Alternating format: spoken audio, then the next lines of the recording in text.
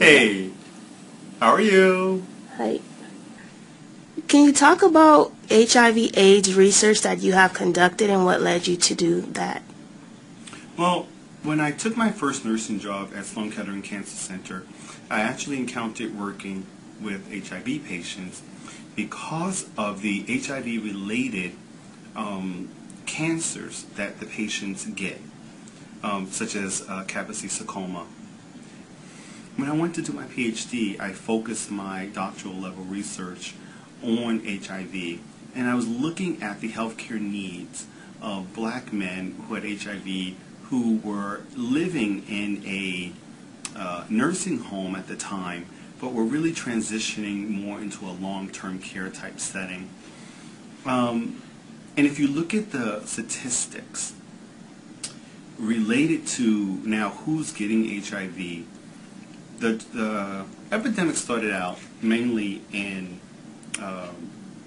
men, Caucasian men who identified as having sex with other men. Then it now has transitioned into a disease that is mainly focused in minority communities. The African American community has the highest rates of HIV.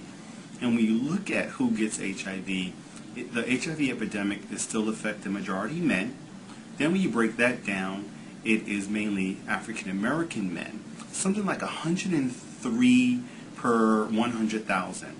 That is 7 times the rate of Caucasian men, at least 3 times the rate of even Hispanic men. Then when you look even further at young men of color, or young African Americans, 13 to 24, they're the only group that had a double-digit rise over the last 10 years in their HIV infection rates. So, you know, my mission is very clear. I saw a need. So I have dedicated my HIV prevention research focused on finding preventative, innovative, HIV prevention measures, mainly focused on black and young men of color. We have a lot of black men who are working part-time jobs or half-time or any type of variation in jobs that don't pay health care. And under the Affordable Care Act, they can now get access to health care. So along with that comes basic plans, one of which is access to HIV testing. And for those who find that they are HIV positive, they now have access to primary health care services and treatment for their HIV.